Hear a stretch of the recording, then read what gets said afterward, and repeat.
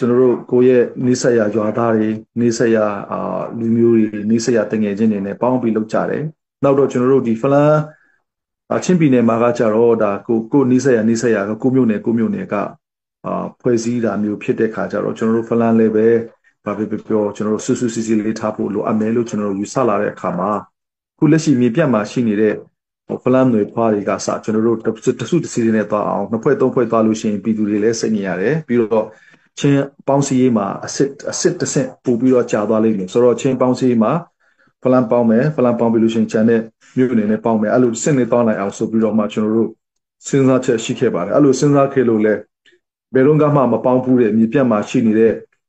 ့ဖလန်းနယ်စုရဲ့ဒီမြေတောင်ပေါ်မှာရှိနေတဲ့ဖလန်းနယ်ဖွားတွေအကုန်လုံးကျွန်တော်တို့ပေါင်းပြီးတော့မှချင်းမျိုးသားဖွဲ့ချုပ်ဆိုပြီးတော့မှပေါင်းခဲ့ကြပါတယ်အဲ့လိုပေါင်းနိုင်ဖို့အတွက်လဲကျွန်တော်တို့ဒီကိုစားပြုမဲ့သူတွေကျွန်တော်တော်တော်လေးရှာခဲ့ရပါတယ်ကိုစားပြုမဲ့လူလို့ပြောတဲ့အခါမှာတော်လှန်ရေးမှာစိတ်ပါတယ်သူပေါ့နော်တော်လှန်ရေးမှာစိတ်မပါတဲ့လူကြတော့ဘယ်လိုမှခေါ်လို့မရဘူးဆိုတော့မြေပြတ်မှာရှိတဲ့လူတွေအိန္ဒိယမှာရှိတဲ့သူတွေကျွန်တော်တို့ဖလန်းမှာရှိနေတဲ့သူတွေဆိုပြီးတော့မှတော်လှန်ရေးမှာအားကြီးတဲ့လူတွေကိုကျွန်တော်တို့ခေါ်တယ်နောက်တစ်ခုကမြို့နယ်စုဆိုင်ရာကိုယ်စားလှယ်တွေလည်းကျွန်တော်တို့ခေါ်ပါတယ်ဒါပေမဲ့ကျွန်တော်တို့ဖွဲ့လိုက်တဲ့အခါကျတော့တော်လှန်ရေးဆလုပ်နေတဲ့ချိန်ဖြစ်တော့တချို့တွေကစိတ်မပါဘူးတချို့တွေကစီးအောင်လို့မရဘူး openly online မှာခေါ်ပြီးတော့မှစီဝေးခေါ်လို့ရတာမျိုးလည်းမဟုတ်တဲ့ခါကျတော့ကျွန်တော်တို့စုဖွဲ့လိုက်တဲ့အခါမှာကျွန်တော်တို့ဒီ Walngram people organization ကနေပြီးတော့မှသူဟာသူတတ်ထောင်ဖို့စိတ်ကူးတွေရှိလာတယ်ပေါ့နော်ဆိုတော့အဲ့ခါမှာကျွန်တော်တို့ပြန်သွားပါတယ်မထောင်ပါနဲ့ပေါ့ကျွန်တော်တို့ဖလန်းမြို့နယ်ထဲမှာတော့တော်လိုင်းလက်နဲ့ကင်တစ်ဖွဲ့တည်းပဲထားရအောင်ဆိုပြီးတော့မှကျွန်တော်တို့စီယုံပါတယ်ဟုတ်ခင်ဗျားတို့စထောင်တော့ကျုပ်တို့မပါလိုက်ဘူးလို့ပြောတော့ကဲမပိုင်လဲအခုပါပါအခုချိန်မှာပါလို့ရတယ်ကျွန်တော်အားလုံးပါလို့ရတယ်ဆိုတော့ကျွန်တော်တို့စူးစမ်းပြီးတော့မှစီယုံခဲ့တယ်ပေါ့နော်ဒါပေမဲ့ဟုတ်ကဲ့ဆိုပြီးတော့မှအဲ့ဒါကျွန်တော်တို့ဒီမတိလိုက်တဲ့ချိန်မှာတင်တန်းတက်ဖို့အတွက်လူငယ်တစုကိုလွှတ်လိုက်တယ်အဲ့ဒါကျွန်တော်သိတော့လမ်းမှာကျွန်တော်တို့တားပါတယ်မသွားပါနဲ့ကျွန်တော်တို့စီမှာပဲပေါင်းပါကျွန်တော်တို့ဒီဖလန်းမြို့နယ်ထဲမှာတခြားလက်နဲ့ခိုင်စုဖွဲ့ရှိလို့ရှိရင်ကြာလာလို့ရှိရင်နိုင်ငံရေးမှာရှုပ်သွားပါလိမ့်မယ်ဆိုပြီးတော့မှကျွန်တော်တို့ပြောပါသေးတယ်ပြီးတော့မှသူတို့အပြန်လမ်းမှာလည်းအဲ့လိုပဲခင်ဗျားတို့ဘာပြောတင်လာပြီဆိုတော့ကဲတင်းဒါပေမဲ့ကိစ္စမရှိဘူးကျွန်တော်တို့နဲ့ပေါင်းပါတစ်ဖွဲ့ထဲနေရအောင်ဆိုပြီးတော့မှကျွန်တော်တို့ဘောနော်အမျိုးမျိုး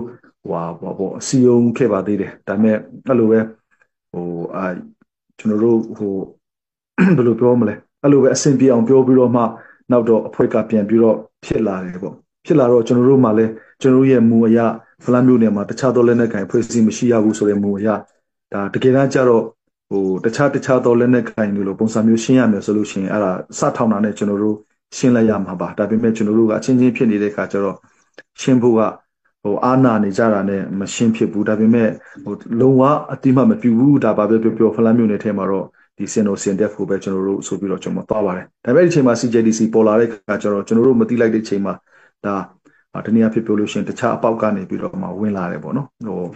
်ကျွန်တော်တို့အခေါ်တော့နည်းနည်းရိုင်းသွားလို့ရှိရင်လည်းခွန်လို့ပေါ့တခြားခွေးတို့ပေါက်ကနေဝင်လာတဲ့အခါကျတော့အဲ့မှာကျွန်တော်တို့တွေ့တော့လန့်သွားတယ်ဟာမဖြစ်သေးဘူးပဲဒီအဖွဲပါလာတယ်ဆိုလို့ရှိရင်ကျွန်တော်တို့မှရှုပ်သွားမယ်ပေါ့ပြီးတော့ပို့ဆိုတာကသူကCJDC မှာ member ဖြစ်နေတဲ့အတွက်ကြောင့်မလို့သူအနေနဲ့ဒါနယ်မြေပိုင်တယ်ပေါ့စိုးမိုးနယ်မြေရှိတယ်ဘာညာဒါသူတရားဝင်အဖွဲ့အစည်းဖြစ်တယ်ခင်ဗျားတို့စင်တက်ကအတိမမပြုဘူးဆိုလို့ရှိရင်လည်း CJDC ကအတိမပြုတဲ့ကြောင့်ဆိုပြီးတော့မှဒါတခြားကိစ္စတွေလုပ်လာတယ်ဆိုတော့လုပ်လာတော့ဒါ CJDC မှာကျွန်တော်တို့ကန့်ကွက်စာတင်တယ်ပေါ့နော်ဘာပဲပြောဒီအဖွဲ့ကိုကျွန်တော်တို့ CJDC ရဲ့ဒါဖလန်းမြို့နယ်ထဲမှာပြိပခဖြစ်နေတဲ့ကိစ္စဖြစ်တယ်နှစ်ဖွဲ့စလုံးကိုခင်ဗျားတို့ဒီမှာလက်ခံလို့ရှိရင်ကျွန်တော်တို့ဒီထဲမှာရှုပ်သွားမယ်ပေါ့နော်ဆိုတော့ခင်ဗျားတို့ဘယ်အဖွဲ့ကိုလက်ခံမလဲလက်ခံတဲ့အဖွဲ့ကိုပဲလက်ခံပါမဟုတ်ဘူးဆိုလို့ရှိရင်ဒါဝိဝါဒတွေကွဲသွားနိုင်စရာရှိတယ်ဆိုပြီးတော့မှကျွန်တော်တို့စာတင်တယ်ပေါ့တင်တဲ့ခါကျတော့အဲ့ဒါဆိုရင်တော့ခင်ဗျားတို့အတတ်နိုင်ဆုံးညှိကြပါလို့ပြောပါတယ်ဆိုတော့ကျွန်တော်တို့လည်းအတတ်နိုင်ဆုံးညှိတယ်ညမဲ့ခက်တာကသူတို့ရဲ့ပထမ claim ကစစ်ကောင်စီကိုတိုက်မယ်ပေါ့ကျွန်တော်တို့စစ်ကောင်စီကိုတိုက်ဖို့အတွက်ဒါတော်လှန်ရေးလောက်တာခင်ဗျားတို့ဘာလို့တားမှလဲဘာညာဆိုတော့တားတော့တော်တော်ခက်သွားတယ်ဘာလို့ဆိုတော့တော်လှန်ရေးလှုပ်ချင်တဲ့စစ်ကောင်စီကိုတိုက်ချင်တယ်ဆိုတော့ကျွန်တော်တို့ကလည်းတားတာတော့တော်တော်ခက်သွားတယ်ဆိုတော့ခင်ဗျားတို့တိုက်ချင်တယ်ဆိုရင်ကျွန်တော်တို့ ਨੇ ပူပေါင်းပါကျွန်တော်တို့ဒီတက်ထဲမှာတူနေရအောင်အဲ့လိုမျိုးကျွန်တော်တို့ ਨੇ ပူပေါင်းဖို့ခက်ခဲရှိတယ်ဆိုလို့ရှိရင်လည်းခင်ဗျားတို့တီချာတက်ရင်ထောင်ပေါ့နော်တီချာတက်ရင်ထောင် CNDF နေနေပဲတီချာတက်ရင်ထောင်ပါခင်ဗျားတို့ရဲ့တက်ရင်ထဲအုပ်ချုပ်မှုစီမံမှုအကုန်လုံးခင်ဗျားတို့အုပ်ချုပ်ရမယ်ဒါပေမဲ့ဒီတစ်ဖွဲ့အနေနဲ့တော့တွားရအောင်ဆိုပြီးတော့မှကျွန်တော်တို့စီယုံခဲ့တယ်ဒါပေမဲ့ သူခမရတို့ကကျွန်တော်တို့ကိုခမရတို့လက်အောက်ခံထဲမှာထည့်ဖို့လုပ်နေတာပဲဆိုတော့မဟုတ်ဘူးဒီနိုင်ငံရေးစုဖွဲ့မှုမှာကျွန်တော်တို့အားလုံးကဒီမျိုးနယ်စုတွေကကိုယ်စားလှယ်တွေဆေလွတ်ပြီးတော့မှသွားတာမျိုးဖြစ်တယ်ဆိုပြီးတော့မှကျွန်တော်တို့အချိန်ချင်းစီးဦးနေဆိုတော့နောက်ဆုံးမှာသူတို့ဘက်ကတောင်းဆိုလာတာကကဲဘာပဲပြောကျွန်တော်တို့ရဲ့လက်ရှိဖြစ်တည်နေတဲ့ဟာကိုဖြစ်ပြီးမှတော့ဆိုပြီးတော့ပြောလာပါတယ်မဖြစ်ခင်ကတည်းကကျွန်တော်ကြိုတာပါဒါပေမဲ့ကြားတဲ့ကဖြစ်တော့ကျွန်တော်တို့လည်းအချင်းချင်းဆိုတော့တွေးထွက်တာမျိုးဖြစ်ရမှာအာနာတာနဲ့အဲ့လိုပဲအာနာရင်းနဲ့ခါနာသွားတာပေါ့နော်ဆိုတော့ဘာပဲပြောဒီနေ့ဒီလောက်ထိဖြစ်လာပြီဆိုမှတော့ကျွန်တော်တို့သူတို့စကားနဲ့ဆိုတော့ကန်တီတော့ဆာပေါ့နော်ဖြစ်ပြီးမှတော့ဘာပဲပြောကျွန်တော်တို့ရဲ့လက်ရှိဖြစ်တည်မှုကိုပေါ့အတိမပြုပေးပါပေါ့ကျွန်တော်တို့ကိုခင်ဗျားတို့ရဲ့အခုလက်ရှိအခြေအနေထက်ပိုနေတဲ့ပိုနှိမ့်တဲ့အဆင့်မှာကျွန်တော်တို့ကိုမထားပါနဲ့ပေါ့နော်ဥပမာတက်ရင်စာလာမထားနဲ့ကျွန်တော်တို့လည်းအဖွဲ့အစည်းတက်ပေါ့နော် independent အဖွဲ့အစည်းလိုမျိုးပဲခင်ဗျားတို့လက်ခံပေးပါဆိုတဲ့တောင်းဆိုမှုတွေရှိတယ်အဲ့လိုမျိုးကျွန်တော်တို့ကိုလက်ရှိအခြေအနေထက်ပိုနှိမ့်ပါတဲ့အခြေအနေမျိုးနဲ့ဆက်ဆံမယ်ဆိုရင်တော့ကျွန်တော်တို့ကရှိမတော့ဘူးပေါ့ဒါပေမဲ့ကျွန်တော်တို့လက်ရှိအခြေအနေကိုလက်ခံမယ်ဒါအဖွဲ့အစည်းတစ်ခုဖြစ်တယ်ဆိုတာကျွန်တော်လက်ခံမယ်ဆိုလို့ရှိရင်တော့ဒါဆက်ဆွေးနွေးလို့ရမယ်လို့ပြောလာပါတယ်အဲ့လိုဖြစ်လာတော့ကျွန်တော်တို့လည်းအများကြီးစဉ်းစားတာပေါ့နော်ကျွန်တော်တို့ရဲ့မှုအရာဒါဖလမ်းနေမီရဲ့စီလုံးညီညွတ်မှုအရာဒီဖလမ်းမြို့နယ်ထဲမှာတခြားလက်နက်ကိုင်အဖွဲ့အစည်းရှိလာလို့ဆိုလို့ရှိရင်ပြည်သူတွေအတွက်လည်းအကောင်း6သားမယ်ရှုပ်ကုန်မယ်လို့စဉ်းစားတယ်တစ်ဖက်မှာလည်းဒီဘက်ကကျွန်တော်တို့ကစဝိုင်းမှာပဲဖြည့်ရှင်းခြင်းတဲ့ခါကျတော့သူတို့ရဲ့တောင်းဆိုမှုကိုကျွန်တော်တို့ကလက်ခံစဉ်းစားပေးလိုက်ရတယ်ကဲဟုတ်ပြီအဲ့ဒါဆိုရင်တော့ခင်ဗျားတို့ကစကားတိုက်ဖို့အတွက်ရက်တီတာဆိုတော့ကဲရက်တီပေါ့နော်ရက်တီဒါပေမဲ့ခင်ဗျားတို့ကဒီဖလမ်းမြို့နယ်ကိုဟိုပေါ့နော်နှစ်ချမ်းမခွဲနဲ့စီးမတားနဲ့ခင်ဗျားတို့လည်းဖလမ်းမြို့နယ်ထဲမှာနေချင်တပတ်ဆိုရင်လည်းနေပထမကျွန်တော်တို့ငွေရသူတို့နေလို့မရဘူးနေတယ်ဆိုရင်သူတို့နေပြီးတော့လုပ်တဲ့မြတ်အကုန်လုံးတရားမဝင်ဘူးပေါ့ဒါပေမဲ့လောဆယ်ကျွန်တော်တို့တရားဝင်မှုခင်ဗျားတို့တောင်းဆိုတဲ့အတိုင်းကဲဟုတ်ပြီကျွန်တော်တို့ဘက်ကလိုက်ရောပေးမယ်ခင်ဗျားတို့နေခင်ဗျားတို့ကိုအဖွဲ့အစည်းတစ်ခုလို့တတ်မှတ်ပေးမယ်လက်ခံပေးမယ်တိမှတ်ပြုမယ်ဆိုတော့အဲ့လိုကျွန်တော်တို့အဖွဲ့အစည်းတစ်ခုလို့လက်ခံတိမှတ်ပြုခြင်းကCJDC မှာအဖွဲ့ဝင်ကိုကန့်ကွက်ခြင်းကိုတခါလေကျွန်တော်ရုပ်သိမ်းရမယ့်သဘောမျိုးမှာဖြစ်သွားပါတယ်။ဘာလို့ဆိုပထမကျွန်တော်တို့ကအတိမတ်မပြုထားတော့ကျွန်တော်အတိမတ်မပြုထားတဲ့အဖွဲ့အစည်းနဲ့ဟိုမှာနေရတာကအဆင်မပြေလို့ကျွန်တော်ကန့်ကွက်စာတင်ထားတာပေါ့နော်။ခင်ဗျားတို့ကျွန်တော်တို့ကမကန့်ကွက်နဲ့ဆိုဟုတ်ပြီကျွန်တော်တို့မကန့်ကွက်ဘူးကျွန်တော်တို့အတိမတ်ပြုပေးမယ်ပေါ့နော်။ဒါပေမဲ့တစ်ဖက်ကလည်းခင်ဗျားတို့ကြော်မလာနဲ့ပေါ့နော်။ခင်ဗျားတို့ပြောထားတဲ့အတိုင်းစကားတိုက်မယ်ဆိုရင်စကားကိုပဲတိုက်ပါပထမတော့ကျွန်တော်တို့ကဒီဖလမ်းမြို့နယ်ထဲမှာကျွန်တော်တို့ကအကြောင်းမကြားပဲနဲ့စေးမဖော်နဲ့ဆိုတာကျွန်တော်တို့စီမှာရှိပါတယ်ဘာလို့ဆိုတော့စေးကဖော်လိုက်တဲ့ခါမှာနောက်ဆက်တွဲ effect အများကြီးရှိတဲ့ခါကျတော့ဒီမှာရှိရင်ဆိုလည်းနဲ့ဒီဖလမ်းမြို့နယ်အခြေခံထားတဲ့လက်နက်ကန်ရှိတဲ့ခါကျတော့ဒါကျွန်တော်တို့ကိုအကြောင်းမကြားပဲနဲ့ကျွန်တော်တို့ကိုအတိမပေးပဲနဲ့ကျန်းတဲ့အဖွဲ့ကအဆင်ပြေသလိုလာမတိုက်ပါနဲ့ဆိုတာမျိုးကိုကျွန်တော်ပြောထားတာရှိပါတယ်ဆိုတော့သူတို့ကိုလည်းပြောထားတယ်ပေါ့နော်ခင်ဗျားတို့ရှောက်တော့မလုံးနဲ့တော့မစွနဲ့တိုက်ဆာရှင်တိချာလေးတိုင်းပြင်းနဲ့လှုပ်ပြီးတော့တိုက်မယ်ဆိုတာမျိုးတွေရှိတယ်ဒါပေမဲ့ကျွန်တော်တို့ကသူတို့ကိုဖွဲ့စည်းတစ်ခုလိုမျိုးအတိမတ်ပြုလိုက်ခြင်းအဖြစ်ခုနသဘောတူညီချက်ရှေ့ပိုင်းမှာလည်းပါပါတယ်ဒါသူတို့လည်းညှိနိုင်လို့ရရင်ညှိပြီးတော့တိုက်မယ်ညှိအချိန်မရရင်လည်းသူဟာသူတိုက်မယ်ဆိုတဲ့အဆင့်ထိကျွန်တော်တို့ဘက်ကပြန်ပြီးတော့ရှော့ချတယ်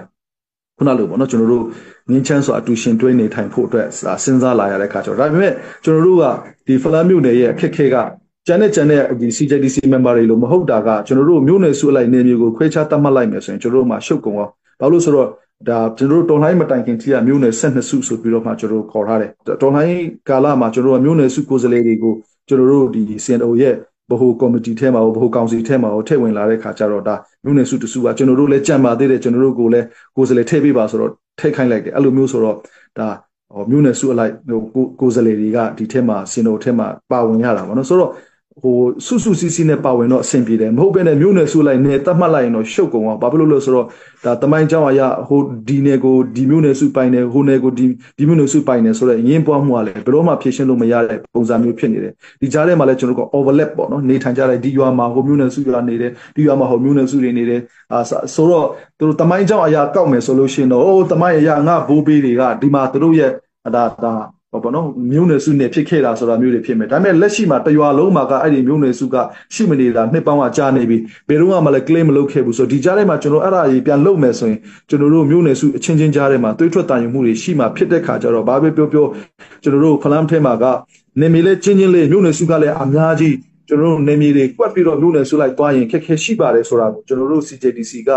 member တွေစီမှာလည်းအဲ့ဒီကတင်ပြပြီးတော့မှဆွေးနွေးခဲ့ပါတယ်ခင်ဗျားတို့နဲ့မတူပါဘူးကျွန်တော်တို့ရဲ့ဖြစ်တည်မှုကခင်ဗျားတွေနဲ့မတူဘူးအဲ့ဒါကြောင့်မို့လို့ကျွန်တော်တို့ ဘာပဲပြောပြီးတော့သူများတွေပြောနေတယ်လို့ဖလန်းမြို့နယ်ထဲမှာကျွန်တော်တို့က major မြို့နယ်စုဆိုပြီးတော့မရှိဘူးဖလန်းကိုပိုင်တဲ့မြို့နယ်စုရလို့မရှိဘူးကျွန်တော်အားလုံးကမျှပြီးပိုင်ထားတာဖြစ်တဲ့ခါကျတော့ဘာပဲပြောသူတို့ရဲ့တောင်းဆိုမှုကိုကျွန်တော်လက်ခံမယ်ဆိုလို့ရှိရင်ကျွန်တော်တို့ဘက်ကလည်းစဉ်းစားစာရှိတာကကျွန်တော်တို့ရဲ့စီလုံးရေးမပြိုကွဲဖို့ရအတွက်နေမြေကိုစီးတားပြီးတော့ဒီထိကတော့ငါတို့ရဲ့မြို့နယ်စုရဲ့နေဖြစ်တယ်ဆိုတာမျိုးကိုမလုပ်ဘဲနဲ့တော်လှန်ရေးလုပ်ပါစေအဲ့ဒါဆိုရင်တော့ကျွန်တော်တို့ဖလန်းမြို့နယ်ထဲမှာစင်တော်မဟုတ်တဲ့တခြားသောအဖွဲ့အစည်းကိုကျွန်တော်တို့လက်ခံပေးပါမယ်ဆိုတော့ဆွေးနွေးမှုရှိလာတယ်ဆိုတော့နှစ်ဖက်စလုံးကတောင်းဆိုမှုအဲ့လိုရှိလာတဲ့ခါကျတော့ဒါအလေကနေပြီးတော့မှ CJDC မှာဥဆောင်နေတဲ့တဘာပတိအဖွဲ့ကတော်၎င်းဒါဟိုဘယ်လိုမနော်ဒီfacilitate လုပ်ပေးတဲ့သူကလည်းကဲပါပြောကျွန်တော်တို့ဂျားတဲ့ကနေပဲဝင်ပေးပါမယ်ခင်ဗျားတို့သဘောတူမလားဆိုပြီးတော့ခုနရေးထားတဲ့သဘောတူညီချက်ဖြစ်သွားတာပေါ့နော်စိတ်နဲ့ပတ်သက်လို့ရှိရင်တော့တော်လှန်လုပ်နေတာဖြစ်တဲ့ကြောင့်စာတိုက်တဲ့အချိန်မှာတော့ညှိနိုင်တိုက်နိုင်တိုက်မညှိနိုင်လဲကိုအဆင်ပြေတယ်လို့စာကိုတော့တိုက်ကြဒါပေမဲ့ဒ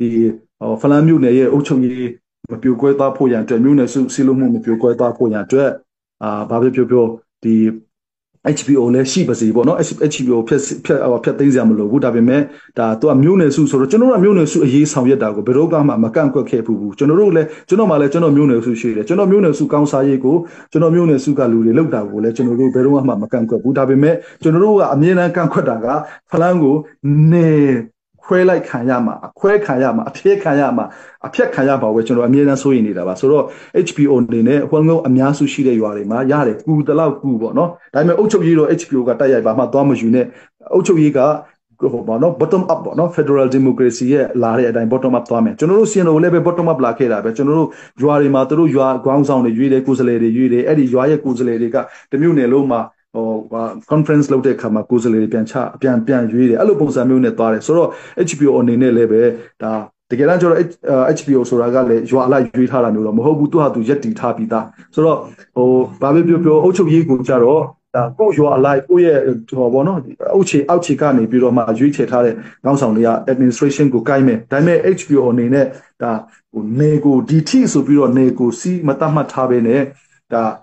ဟွန်ငုံတွေအများစုရှိတယ်ဆိုရင်တော့ဒါဟွန်ငုံမျိုးနယ်စုကိုဟွန်ငုံ people organization ကနေပြီးတော့မှလိုက်ပြီးတော့မှကျန်းမာရေးပညာရေးလိုအပ်တဲ့ကိစ္စတွေကူညီလာတော့ကျွန်တော်တို့လည်းမတတ်နိုင်ဘူးပေါ့နော်မတတ်နိုင်ဘူးဆိုတာဖလန်တစ်ခုလုံးကိုဖြန့်ကျက်ပြီးတော့ကူညီဖို့မတတ်နိုင်တဲ့ခါကျတော့မျိုးနယ်စုအချင်းချင်းကူညီရိုင်းပင်းတာကိုကျွန်တော်တို့မကန့်ကွက်ဘူးကောင်းပါတယ်ဆိုပြီးတော့မှကျွန်တော်တို့လည်းသဘောတူတဲ့အတွက်ကြောင့်မလို့ကဲဟုတ်ပြီဒါသူတို့ဘက်ကလည်းသဘောတူတယ်ဆိုတော့ကဲမင်းတို့ကလည်းနေကိုစီးမတားနဲ့ဆိုပြီးတော့သဘောတူလာဆိုပြီးတော့မှဒီအချက်ကို18ဖွဲ့လုံးရှေ့မှာမေးပါတယ်ဆိုတော့တကယ်တမ်းကျတော့ဒီသဘောတူညီချက်က CJDC ရဲ့သဘောတူညီချက်မဟုတ်ပါဘူးကျွန်တော်တို့နှစ်ဖွဲ့လုံးရဲ့သဘောတူညီချက်ပါဆိုတော့ဒါပေမဲ့သူတို့ကCJDC ကကြားဝင်ဖြန့်ပေးရတာပေါ့နော်ဒီအခြေအနေမှာကျတော့ CJDC က third party လို့ဖြစ်နေခဲ့တာပါဆိုတော့နှစ်ဖက်စလုံးအ short တင်းနေလို့ဆိုတော့မင်းတို့ကလည်းမင်းတို့ရဲ့ dream ဖြစ်တဲ့အတွက်နေမြေကိုဒီချိန်မှာဘာမှမလုပ်နဲ့ဟုတ်နေမြေကိစ္စဘာမှမပြောနဲ့ဟုတ်တော်လှန်လှုပ်ရှားရှိတာလုပ်ပါကိုမျိုးနယ်စုကိုကူစာရှိတာကူပါဒါပေမဲ့နေမြေကိုစီးတားပြီးတော့မလုပ်ပါနဲ့ဆိုပြီးတော့မှဒါဟာပေါ့တော့အဲ့ဒါကိုသဘောတူလားဆိုပြီးတော့အဲ့တုန်းကလည်းအခုစကားပြောနေတဲ့ပူဇော်မာလို့လည်းရှိပါတယ်ပြီးတော့အပွေးတရားလည်းရှိပါတယ်ကျွန်တော်ကိုယ်တိုင်လည်းရှိပါတယ်ကလေးတွေကိုမေးတယ်လို့ပါပဲကျွန်တော်တို့မတရက်ပြီးတော့မှကျန်တဲ့member တွေကထိုင်ပြီးတော့မှကဲခင်ဗျားတို့ဒါသဘောတူလားခင်ဗျားတို့ဒါသဘောတူလားဆိုတော့ကျွန်တော်သဘောတူပါတယ်ဆိုလို့ကျွန်တော်တို့ရဲ့နှစ်ဖွဲ့ရဲ့သဘောတူညီချက်လောက်ထားတာပါဒါပေမဲ့ခုနောက်ပိုင်းကျတော့တချို့တွေပြောတာပေါ့နော် CJDC လည်းမရှိတော့ဘူးဘာဖြစ်တယ်ညာဖြစ်တယ်ပေါ့ဒါကျွန်တော်တို့အဖေတွေကအမွေပေးလိုက်တဲ့ဟာကအဖေဆုံးသွားတာနဲ့အဲ့ဒီအမွေကပျောက်သွားတာမျိုးလည်းမဟုတ်ပါဘူးပြီးတော့အစကတည်းကဒီ agreement ကကျွန်တော်တို့နှစ်ဖွဲ့ကြားထဲမှာရှိတဲ့ agreement ဖြစ်တယ်ကျွန်တော်ကဒီ agreement ကိုဒါကျွန်တော်တို့လေးစားလိုက်နာခဲ့တယ်ဒီလေးစားလိုက်နာတယ်ဆိုတော့ဘာဖြစ်လို့လဲဆိုတော့ဒီနေရာတနေရာထဲမှာအဖွဲ့နှစ်ဖွဲ့ရှိလာတဲ့အခါမှာပြိပခမဖြစ်အောင်လို့ဒီနီလမ်းပဲရှိတဲ့အတွက်ကြောင့်မို့လို့ဒါပေါ့ဆိုဒီနီလမ်းမဟုတ်တော့ဘူးဆိုဥပမာတစ်ဖက်ကလည်းဒါမှငါနယ်ဖြစ်လာမယ်ဆိုရင်ကျွန်တော်တို့ကလည်းကဲအဲ့ဒါဆိုရင်တော့ဒီနယ်ထဲမှာကျွန်တော်တို့တစ်ဖွဲ့ပဲရှိတော့မယ်ဆိုလို့ရှိရင်ပြစ်ချခတ်ချတိုက်ချဖို့ပဲရှိတော့တဲ့ခါကျတော့အဲ့ဒီနီလမ်းအတိုင်းကျွန်တော်တို့သွားခဲ့ကြခြင်းဖြစ်တယ်ဆိုတော့နောက်ပိုင်းမှာကျတော့အဲ့ဒီ CJDC ကနေ agreement လုပ်ပေးနိုင်တဲ့နောက်ပိုင်းကျမှသူတို့လည်းတရားဝင် CJDC member ဖြစ်လာတယ်အဲ့ကနေတစ်ဆင့်ကျွန်တော်တို့စီယိုရေးတွေလောက်ချပြီးတော့မှချင်းလန်းကောင်စီပန်းညာပေါ်လာတဲ့ခါမှာလဲသူ့ line နဲ့သူသွားပြီးတော့ချင်းလန်းကောင်စီ member ဝင်သွားတဲ့ကိစ္စတွေမှာလည်းရှိပါတယ်ဆိုတော့အဲ့နောက်ပိုင်းမှာကျတော့သူကနေမျိုးတဖြည်းဖြည်းချင်းဟိုပေါ့ချင်းလန်းကောင်စီရဲ့ဟိုပေါ့ခုနပြောသလိုပေါ့ CJDC ကမရှိတော့ဘူးချင်းလန်းကောင်စီပဲရှိတယ်ချင်းလန်းကောင်စီရဲ့ constitution အရကျွန်တော်တို့ကတော့ဒါကျွန်တော်တို့ data ကိုချင်းလန်းကောင်စီအတိမတ်ပြုတယ်ဆိုတဲ့ပုံစံမျိုးဖြစ်လာတယ်ဒါပေမဲ့ပြဿနာကlocal မှာကျွန်တော်တို့နဲ့သူတို့ကြားထဲမှာအဲ့ဒီနောက်ထပ် agreement အသစ်ကရှိမနေဘူးပေါ့နော်ကျွန်တော်တို့ရဲ့နောက်ဆုံး agreement ကျွန်တော်ကြားထဲမှာအဆင်ပြေနေတဲ့ဟာကသူလည်းနေကျွန်တော်တို့လည်းနေဆိုတော့နှစ်ဖွဲ့ငင်းချမ်းစွာအတူရှင်တွဲနေထိုင်ရမှုပဲဖြစ်ပါတယ်ပြီးတော့ကျွန်တော်တို့ရောရှက်ပြီးတော့နေတယ်စခန်းအရာလဲကျွန်တော်တို့ဒါအစကတည်းက read စခန်းကို body code တာထဲမှာရှိတဲ့တယောက်စခန်းကို read စခန်းကိုကျွန်တော်တို့အစင်စစ်မပြတ်တိုက်ခိုက်ခဲ့တာပေါ့နော်ကျွန်တော်ပြောရမယ်ဆိုလို့ရှိရင်အဲ့ဒီနေဆက်ရဲ့ဒီတရားပေါ်မှာလဲအာလန်အရင်ဆုံးတင်ခဲ့တာကျွန်တော်စင်တော်ရဲ့အာလန်ကိုတင်ခဲ့တာပါဒါပေမဲ့ကျွန်တော်တို့မှာအဲ့တော့စစ်ရေးအတွေ့အကြုံမရှိခဲ့တာရဲ့ကျွန်တော်တို့စစ်ရေးကောင်းကောင်းမတည်ဆောက်နိုင်ခဲ့တာကြောင့်၃ရက်ထိပဲခံပါတယ်အဲ့ဒီအာလန်ကနောက်တော့ကျွန်တော်တို့အဲ့ဒီမြို့သိမ်းထားတာကတက်ကိုမသိမ်းနိုင်ပဲနဲ့မြို့ကိုပဲသိမ်းခဲ့တဲ့အခါကျတော့ကျွန်တော်တို့ပြန်ပြီးတော့မှစကားဆရဲ့ပြန်ပြီးတော့မထိနိုင်တော့လေပြန်ချီမုန်းခံရပြီးတော့အဲ့မှာကျွန်တော်ရဲဘော်၃ဦးလည်းကြပါတယ်ဆိုတော့ကျွန်တော်တို့အဲ့ဒီမြို့ကိုရီခိုဒါမြို့ကိုရဖို့အတွက်ကျွန်တော်ရဲဘော်၃ဦးမြေခခဲ့ရပါတယ်ဒါပေမဲ့ကျွန်တော်တို့ကမထိနိုင်တဲ့ခါကျတော့အဲ့ဒီမြို့နဲ့အနီးဆုံးမှာတပ်စခန်းတိဆောက်ထားပြီးတော့မှမြို့ကိုအမြဲတမ်းအခြေအနေအရစကားဆကဘာဘောနော်မြေပြင်ကိုမထိန်ချုပ်နိုင်အောင်မြေပြင်မှာကြိုက်တယ်လို့စီမံသွားလာလို့မရအောင်ဆိုပြီးတော့မှကျွန်တော်တို့အမြဲတမ်းတက်ထားပါတယ်ဆိုတော့ကျွန်တော်တို့ရဲ့တက်ရင်တွေတက်စခန်းတွေဟာလည်းပဲအဲ့ဒီထဲမှာရောရှက်ပြီးတော့ risk ခန်းတဲ့အနည်းဆုံးနေရာတွေမှာရောရှက်ပြီးတော့ရှိနေတာမျိုးဖြစ်ပါတယ်ဆိုတော့နေစီတတ်မှတ်လိုက်လို့ရှိရင်ဒါငါဂိတ်မင်းမလာနဲ့ငါမလာနဲ့ဆိုရင်ဘလို့မှအဆင်မပြေတဲ့နေရာမျိုးဖြစ်ပါတယ်ဆိုတော့အဲ့နောက်ပိုင်းမှာမင်းမလာနဲ့ငါမလာနဲ့ဆိုတဲ့ပြဿနာတွေလည်းခဏဖြစ်လို့ကျွန်တော်ကိုယ်တိုင်လည်းဝင်ရှင်းခဲ့ရဖူးပါတယ်ကျွန်တော်စစ်ဦးစီးချုပ်လုပ်တော့ကပေါ့နော်ဆိုတော့ခုနကျွန်တော်တို့ GS ကပြောသလိုပဲနောက်ပိုင်းမှာဆိုလို့ရှိရင်ဒါကျွန်တော်တို့ကျွန်တော်တို့ gate တွေမှာနည်းနည်းစကားများတယ်ဗာများဆိုလို့ရှိရင်လက်ပါသွားတာမျိုးတွေတို့လက်ပါသွားတယ်ဆိုကျွန်တော်တို့ဘက်ကမဟုတ်ဘက်ကနေပြီးတော့လက်ပါသွားတာမျိုးရှိတယ်သူတို့ gate တွေမှာကျွန်တော်တို့ရဲ့တရင်မှုတွေကိုယ်တိုင်နိုင်ရင်နဲ့ချိန်ကြအောင်ချိန်ဆွဲထားတာလို့ပေါ့နော်အမအသေးလို့အမဆုံးသွားလို့အဲ့ဒါကိုအချိန်မီသွားဖို့လုပ်တဲ့ဟာကို3နာရီလောက်ထိကြာအောင်လုပ်တဲ့ကိစ္စမျိုးတွေရှိလာတော့ကျွန်တော်ကိုယ်တိုင်ပွီးတဲ့နဲ့သွားပြီးတော့ထိုင်ပြီးတော့အဲ့ပြဿနာကိုသွားရှင်းခဲ့ဖူးပါတယ်သွားရှင်းတဲ့ခါကျတော့ကဲဘာပြောကျွန်တော်တို့ဒီ gate တွေမှာပြဿနာမလုပ်ဘဲနဲ့နေအောင်ကျွန်တော်တို့ဒီနယ်မဟုတ်ဘဲနဲ့သူများနေသွားရင်တောင်မှတော်လိုင်းအဖွဲ့အစည်းလို့ပြောလိုက်တာနဲ့ကျိုးတယ်အကြောင်းကြားစာမလို့ဘူးဝတ်စုံလေးတွေ့ပြီးတော့လက်နဲ့ကလစ်ကင်ပြီးသွားလို့ရှိရင်တော့ဟုတ်ပြီဒါကတော့တော်လိုင်းအဖွဲ့အစည်းပဲဆိုပြီးတော့အပြန်အလှန်ဒါနားလည်မှုနဲ့ကျွန်တော်တို့သွားရပါတယ်ဗောနော်ကျွန်တော်တို့လည်းခီးတွေအများကြီးသွားခဲ့တယ်သူများနေတွေလည်းရောက်တယ်စင်တို့ဆိုတာဘာမှမသိတဲ့ရွာတွေလည်းကျွန်တော်ရောက်ခဲ့တယ်ဒါပေမဲ့ကျွန်တော်တို့ကတော်လိုင်းအဖွဲ့အစည်းပါစင်တို့ဖြစ်ပါတယ်ဘာညာပြောလိုက်တဲ့ခါကျတော့ဟုတ်ကဲ့ပါဆိုပြီးတော့မှသွားပါတယ်ဗောနော်ခင်ဗျားတို့ဘာဖြစ်လို့3ရက်ကြိုတင်မပြောထားလဲခင်ဗျားတို့အထက်ကောင်းဆောင်တွေမပြောဘူးဘာညာတွေမရှိဘူးဆိုတော့ကျွန်တော်တို့လည်းဒီဖလန်းမြို့နယ်ထဲမှာဒီ gate တွေဒီကျွန်တော်တို့ဒီနှစ်ဖွဲ့ကြားထဲမှာပြဿနာမရှိဘဲနဲ့ကျွန်တော်လောက်ရအောင်ဆိုပြီးတော့ကျွန်တော်သွားညှိပါတယ်ညှိတဲ့ခါကျတော့အဲ့တုန်းကဟုတ်ပါပြီကျွန်တော်တို့နောက်ပိုင်းဆိုလို့ရှိရင်တော့ CNDF ဆိုလို့ရှိရင်လောလောလတ်သွားခိုင်းမယ်ကျွန်တော်တို့လည်းဒါ1 gram CDF ဆိုလို့ရှိရင်လောလောလတ်သွားခိုင်းမယ်နော် gate တွေမှာအချင်းချင်းလုံးပြည်သူတွေကတော့လိုအပ်တယ်ဥပမာညမထွက်ရဆိုလို့ရှိရင်တော့ပြည်သူတွေကတော့ညပိုင်းကျွန်တော်မထွက်ခိုင်းတော့ဒါကျွန်တော်တို့ရဲ့စီကံပေါ့နော်ဒါပေမဲ့တော်လှန်ရေးအဖွဲ့အချင်းချင်းခင်ဗျားတို့ညမထွက်နဲ့ဆိုတာမျိုးတွေမလုပ်ဘဲနဲ့ဒါတော်လှန်ရေးအဖွဲ့မှာလို့ရှိရင်တော့လွတ်လွတ်လပ်လပ်သွားခိုင်းရအောင်ဆိုပြီးတော့မှကျွန်တော်ထပ်ပြီးတော့ညှိတယ်ဒါ CGD စင်းမှာရေးထားတဲ့ဟာမဟုတ်ဘူးအဲ့ဒီနောက်ပိုင်းမှာကျွန်တော်ပြန်ပြီးတော့ညှိတဲ့ကိစ္စပေါ့နော်အဲ့ CGDC ရဲ့ကိစ္စကိုနောက်ပိုင်းသူတို့ကမလိုက်နာမယ်လို့ဖြစ်လာတဲ့ခါကျတော့ကျွန်တော်ပြန်ပြီးတော့ညှိတယ်အဲ့မှာသဘောတူခဲ့ကြတယ်သဘောတူတော့ကျွန်တော်တို့လည်းပျော်ပျော်ရွှင်ရွှင်နဲ့ပြန်လာခဲ့တယ်ကဲပါပြောကျွန်တော်တို့လည်းလွတ်လွတ်လပ်လပ်ကိုဖလန်းနေထဲမှာသွားခင်ဗျားတို့လည်းလွတ်လွတ်လပ်လပ်သွားဆိုပြီးတော့ကျွန်တော်တို့မှသွားခဲ့ကြတယ်ဒါပေမဲ့နောက်ပိုင်းပေါ့နော်တဖြည်းဖြည်းခုနလိုပေါ့ဒီ Chilling Council ရဲ့ Constitution အရအဲ့ဒီ RAM data ကိုအထူးတလေ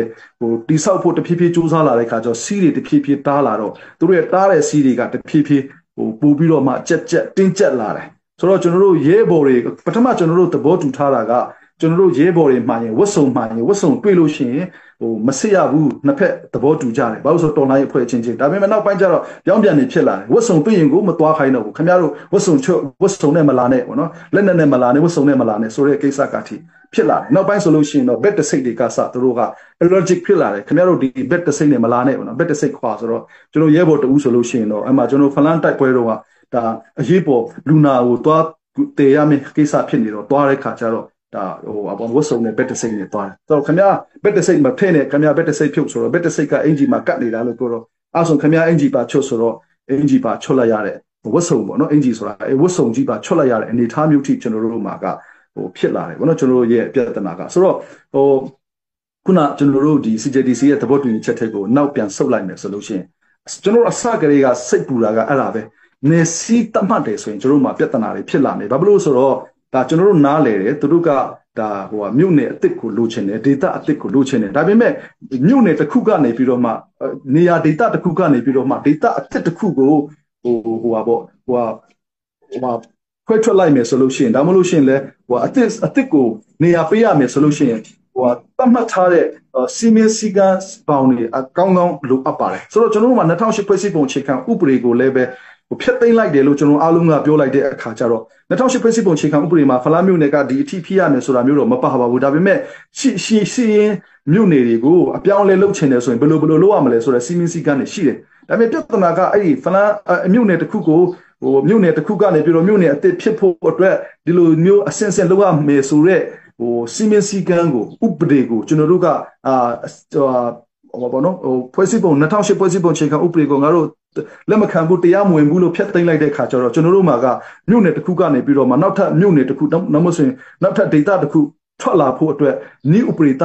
ေတွေမရှိသေးဘူးဖြစ်နေတယ်ရှိရင်လည်းပဲကျွန်တော်တို့ခုနပြောတဲ့ဒါဖလန်းမြို့နယ်အတွက်တမြို့နယ်လုံးကနေပြီးတော့မှလက်ခံနိုင်တဲ့ချင်းပြည်တစ်ခုလုံးကနေလက်ခံနိုင်တဲ့မူဝါဒတွေဥပဒေတွေမထွက်သေးဘူးဖြစ်နေတယ်အဲ့လိုမထွက်သေးတဲ့အနေအထားမှာကိုဟာကိုဒါငါနယ်ပဲဒါမင်းတို့လာသမျှငါပြစ်ချပလိုက်မယ်လို့ပြောလိုက်တဲ့ခါကျလို့ရှင်အစင်ပြေမနေဘူးပေါ့နော်ဘာလို့လဲဆိုတော့ကျွန်တော်တို့မှလည်းအဲ့ဒီထဲမှာကျွန်တော်တို့ရဲ့ဒီဘာလို့ဆို ram နာမည်ကဟွမ်ငို ram လို့ပြောလိုက်တယ်ကျွန်တော်မျိုးနဲ့ဆူလိုက်မသွားဘူးနေမြေနဲ့ပဲနဲ့သွားတယ်ပြောပြမယ်အဲ့ဒီနေမြေကဘာနေမြေလဲဆိုတော့ဟွမ်ငို ram ဆိုတော့ဟွမ်ငိုရဲ့နေမြေလို့အဓိပ္ပာယ်ထွက်ပါတယ်ဆိုတော့ဟွမ်ငိုနေမြေလို့အဓိပ္ပာယ်ထွက်နေတော့အဲ့မှာဟွမ်ငိုမဟုတ်တဲ့လူတို့ကအလိုနေရင်းနဲ့ဟိုအရင်တုန်းကအင်ရှင်ဖြစ်ခဲ့တဲ့မြတ်ကအခုဧည့်သည်ဖြစ်သွားပြီကျွန်တော်ချင်းနေရထုံးစံရတရွာလုံးကဒီဘာလို့ဘယ်လိုပြောမလဲဒီတရွာလုံးကဒီရွာရဲ့မြေတွေကိုပိုင်ပါတယ်ဆိုတော့တရွာလုံးမှာဟွမ်ငုံမရှိတဲ့ရွာဆိုရင်ဒါအဲ့ဒီအရေးကဟွမ်ငုံနဲ့တပ်ဖကိုတိုက်ဆိုင်ခြင်းမရှိတဲ့ရွာပေါ့ဒါပေမဲ့အခုချိန်မှာတော့ဟွမ်ငုံ round လို့ claim လုပ်လိုက်တဲ့ခါကျတော့အဲ့တရွာလုံးကလည်းအပြင်ကနေပြီးတော့မှဒါအမိတ်ပေးလို့ရပြီမင်းတို့ငါတို့စကားနားမထောင်ရင်ငါတို့နဲ့မကြွိုင်းရင်ဒါငါတို့နဲ့မင်းတို့တရွာလုံးထွက်ဆိုတဲ့ပုံစံမျိုးထိဖြစ်လာတဲ့ခါကျတော့အဲ့လိုမျိုးဖြစ်လာမယ်ဆိုရင်ကျွန်တော်တို့မှမြို့နယ်စုပမှာ12စုကျော်ရှိတဲ့ခါကျတော့အချင်းချင်းနယ်မြေလူပြီးတော့သွေးချောင်းစီးတဲ့ကိစ္စတွေဒါငါတို့ရွာဒါမင်းတို့ရွာဆိုတဲ့ကိစ္စတွေဖြစ်လာလို့ရှိရင်တော့ပိုရှုပ်ကုန်မှာဆိုးတဲ့အတွက်ကြောင့်မလို့ကျွန်တော်တို့အစကတည်းကနေမြေကိုစီးမထားပါနဲ့ကျွန်တော်တို့မှာဒီမြို့နယ်စုရှိတယ်ဆိုတာအတိမတ်ပြုတ်တယ်ဒီမြို့နယ်စုတစ်ခုချင်းစီရဲ့ရပိုင်ခွင့်နဲ့ကျွန်တော်တို့လက်ခံတဲ့စာပေယဉ်ကျေးမှုဟိုဖွံ့ဖြိုးတိုးတက်မှုအကုန်လုံးကိုကျွန်တော်လက်ခံတယ်ဒါပေမဲ့လက်ရှိအခြေအနေမှာဟိုကျွန်တော်2008ဖွဲ့စည်းပုံအခြေခံဥပဒေလည်းကျွန်တော်တို့ကလက်မခံဘူးလို့ပြောထားတယ်အဆင်ပြေတယ်လက်မခံဘူးဒါပေမဲ့တခြားကျွန်တော်တို့လက်ခံနိုင်တဲ့ထုံးတမ်းဥပဒေမပေါ်လာသေးဘူးဆိုရင်အခြေခံဥပဒေကျွန်တော်တို့အားလုံးလက်ခံနိုင်တယ်ပေါ့နော်ချင်းပြည်တစ်ခုလုံးလက်မခံခဏနေအောင်ကျွန်တော်တို့ကခုလုံးလုံးဆိုခွဲချင်တာကဖလန်းဆိုလို့ရှိရင်ဖလန်းမြို့နယ်တစ်ခုလုံးကလက်ခံနိုင်တဲ့နေမြေအသစ်ဟိုပေါ့နော်အိမ်ခွဲပေးခြင်းနေမြေအသစ်ဥပဒေကိုကျွန်တော်တို့အားလုံးလက်ခံနိုင်တဲ့ဥပဒေမပြတ်ထားမနိုင်မချင်းအဲ့ဒီကိစ္စလှုပ်လိုက်မယ်ဆိုရင်ကျွန်တော်တို့မှာအကြီးကြီးပြဿနာဖြစ်နိုင်တဲ့အတွက်ကြောင့်မလို့အဲ့ဒီတုန်းကလည်းတကယ်တမ်းဆိုရင်သူတို့ဘက်ကနေပြီးတော့မှနေမြေအစီးတားပြီးတော့မှတတ်မှတ်ခြင်းမပြုပါဘူးဆိုတဲ့သူတို့ဘက်ကဂတိကိုရနိုင်ဖို့အတွက်ကျွန်တော်တို့မှလည်းအများကြီးရင်းလိုက်ရတာပါကျွန်တော်တို့ရဲ့မူအရာတခြားအဖွဲ့အစည်းကိုလက်မခံရမဲ့မူဖြစ်နေတော့ညာလည်းပဲသူတို့ဘက်ကဘာပဲပြောကျွန်တော်တို့ရဲ့ပထမမူအရာဆိုလို့ရှိရင်ဖလားမြို့နယ်ထဲမှာကျန်တဲ့လက်နက်ကိုင်းနေဘာမှရှိခွင့်မရှိဘူးဘောနော်ကျွန်တော်တို့ခွင့်ပြုလို့နေတဲ့သူကလွဲလို့ရှိရင်တခြားလက်နက်ကိုင်းနေဖလားမြို့နယ်ထဲမှာနေမချရဘူးဟိုစကားမဆရဘူးလို့ကျွန်တော်တို့ထားတဲ့မူကခုနပြောတဲ့သူတို့ဘက်ကနေပြီးတော့မှဒါကျွန်တော်တို့ဖလန်းမြို့နယ်ထဲမှာနေစီးတတ်မှတ်ခြင်းပြုမှာမဟုတ်ပါဘူးလို့အဖွဲ့18ဖွဲ့ရှေ့မှာဂတိကဝက်ပြုထားတာဖြစ်တဲ့အတွက်ကြောင့်မလို့ဟုတ်ပါပြီအဲ့ဒါဆိုရင်တော့သူတို့ဘက်ကဖလန်းကိုဟိုဘောနော်ခွဲထွက်ရေးလုံးမှာမဟုတ်ဘူးဆိုတော့ဟိုပါယုံကြည်စိတ်ချမှုကြောင့်ကျွန်တော်တို့ကလည်းခုနပြောသလိုလူတွေအထင်ပေါ့နော်ခင်ဗျားတို့တနေရာထဲမှာနှစ်ဖွဲ့ကဘယ်လိုဖြစ်မလဲလို့မေးပါတယ်ကျွန်တော်တို့ကလည်းဘယ်လိုဖြစ်မလဲတော့မသိဘူးဒါပေမဲ့ဒါကိုမျိုးနယ်စုပဲဖြစ်တယ်ကိုလူတွေပဲဖြစ်တဲ့ခါကျတော့ဘာပဲပြောကဘာမှမဖြစ်နိုင်ဘူးလို့ယူဆတဲ့ကိစ္စကိုကျွန်တော်တို့ကလက်ခံခဲ့ခြင်းဖြစ်ပါတယ်ဖလားမျိုးနယ်ထဲမှာဒီနှစ်ဖွဲ့စလုံးငင်းချမ်းစွာအတူရှင်တွဲနေထိုင်မယ်ဘယ်အချိန်ထိလဲဆိုရင်သူတို့ဘက်ကနေကိုတိချတတ်မှတ်ပြီးတော့ဒါငါတို့နဲ့မင်းမလာနဲ့ငါမလာနဲ့ဆိုတာမလုပ်မချင်းသူတို့လည်းနေကျွန်တော်တို့လည်းနေအဲ့ဒါလည်းကျွန်တော်တို့ဟာကျွန်တော်တို့ဆုံးဖြတ်ထားတာမဟုတ်ဘဲနဲ့ဟို CJDC member ဝင်နေအားလုံးရဲ့ရှေ့မှာဂတိကဝက်ထားပြီးတော့မှသဘောတူညီချက်ချမ်းဖြစ်တယ်ဒီချိန်မှာ CJDC ကဖျက်သိမ်းလိုက်ပြီးဖြစ်တဲ့တောင်မလို့မရှိတော့ဘူးဆိုတာမှတ်ပါတယ်ဒါပေမဲ့အဲ့ဒီတော့က CJDC member တွေအကုန်လုံးတက်ရှိထင်ရှားရှိနေပါသေးတယ်အဲ့ဒီတော့ကအဖွဲ့အစည်းတွေလည်းအခုထိတည်ထောင်ပါသေးတယ်ဆိုတော့အဓိကကကျွန်တော်တို့ဒီနှစ်ဖွဲ့ကြားထဲမှာပြုလုပ်ခဲ့တဲ့ဂတိတွေဖြစ်တယ်ဆိုတော့သူတို့ဘက်ကအကယ်၍အဲ့ဒီဂတိဖြတ်ပြီးဆိုရင်ကျွန်တော်တို့လည်း သူတို့ဘက်ကိုသဘောတူထားတဲ့ဒါဖလားမြို့နယ်ထဲမှာတခြားအဖွဲ့အစည်းကိုနေခွင့်ပြုတဲ့ကိစ္စကကျွန်တော်ပြန်ပြီးတော့စဉ်းစားရတော့မယ်ဘာလို့ဆိုတော့ကျွန်တော်တို့ကြားထဲမှာမြို့နယ်စုလိုက်ပြဿနာတွေတက်လာပြီးနေမြေပြဿနာတွေတက်လာပြီးစကားဆကိုဂရုစိုက်ရမယ့်ကိစ္စကစကားဆထက်မြို့နယ်စုပြဿနာနေမြေပြဿနာအချင်းချင်းဖြစ်တဲ့ပြဿနာတွေကိုပြန်ပြီးတော့ဂရုစိုက်ရမယ့်အနေအထားမျိုးဖြစ်လာတယ်ပြီးတော့ပိုဆိုးတာကခုနပြောတဲ့ဒီနေမြေခုနလိုပေါ့နော်ကျွန်တော်တို့သိပါတယ်တိတိန်ကနေပြီးတော့မှတွန်းဆောင်မြို့နယ်ရှိတယ်ဒါဟာခါကနေပြီးတော့ထန်တလာမြို့နယ်စသဖြင့်ဒါမြို့နယ်အသစ်တွေထွက်ပါတယ်ဖလန်းကနေလည်းနောက်တစ်ချိန်ကြာလို့ရှိရင်ဒါကျွန်တော်တို့ရဲ့ရှိလာမဲ့မူဝါဒအရာမြို့နယ်အသစ်တွေတော့ထွက်လာမှာပါဒါပေမဲ့သူ့နိုင်ငံရေးအရာသူ့ criteria နဲ့အတူထွက်ရမှာပါဒါပေမဲ့အခုကျတော့သူကအကြမ်းနည်းနဲ့အကုန်ချတော့တာဒါစီယန်နိုကငါတို့နေထဲမှာမဝင်လာရဲဘူးဆိုလို့ရှိရင်လာမပတ်သက်ရဲဘူးဆိုရင်ငါတို့ဒီနယ်မြေရမှာပဲဆိုတဲ့ပုံစံမျိုးနဲ့CNDF ကလွှဲရင်ကျန်တဲ့အဖွဲ့တွေတော့ဝင်ထွက်သွားလာ CNDF ဆိုလုံးဝဝင်မခံCNF ဆိုလို့ရှိရင်တော့ကြာရင်လည်းစခန်းဆောက် CNDF တော့ခင်ဗျားတို့မလာနဲ့ uniform နဲ့မလာနဲ့လူဘယ်နှယောက်ဆိုမလာနဲ့လက်နက်ကိုင်မလာနဲ့ဆိုတဲ့ပုံစံကစလောက်လာတယ်ပြီးတော့လက်တွေပါလာတယ်ပြီးတော့ဘာပေါ့နော်ဘာပေါ့ပို့ပြီးတော့မှဒီဖမ်းတာမျိုးတွေချင်းချောက်တာမျိုးတွေကျွန်တော်တို့ဘယ်လောက်ထိလုပ်တယ်လဲဆိုတော့နောက်ဆုံးမှာဆိုလို့ရှိရင်ကျွန်တော်တို့အဲ့မှာခင်ဗျားတို့လည်း re မှာနေတဲ့တကြောင်မလို့ကျွန်တော်တို့လည်း re မှာနေပါမယ်လို့ကျွန်တော်တို့သွားပြီးတော့မှနေဖို့လောက်လာတဲ့အခါမှာအဲ့မှာသွားတဲ့အဖွဲ့ကိုကျွန်တော်တို့တတ်မဟာမှုကိုလည်းသူတို့ဖမ်းထားတယ်ပြီးတော့အဲ့မှာတတ်မဟာမှုနဲ့လိုက်သွားတဲ့ကျွန်တော်တို့ရဲ့ဒုက္ခထနှစ်ကိုလည်းဖမ်းထားတယ်ဖမ်းထားပြီးတော့မှအခါခင်ဗျားတို့နောက်မဆုတ်ဘူးဆိုရင်ခင်ဗျားတို့ကျွန်တော်တို့မလွတ်ဘူးဆိုပြီးဖုန်းတွေအကုန်လုံးတင်ထားတယ်အဲ့မှာကျွန်တော်တို့တတ်မဟာမှုကပြဿနာမဖြစ်ချင်တဲ့အတွက်ကြောင့်မို့လို့ပဲကဲဘာပဲပြောဆိုပြီးတော့မှစိတ်လျှော့ပြီးတော့အဲ့ဒါဆိုရင်တော့ဆိုပြီးတော့မှသူကကျွန်တော်တို့ထွက်သွားပါမယ်ဆိုပြီးတော့မှသူထွက်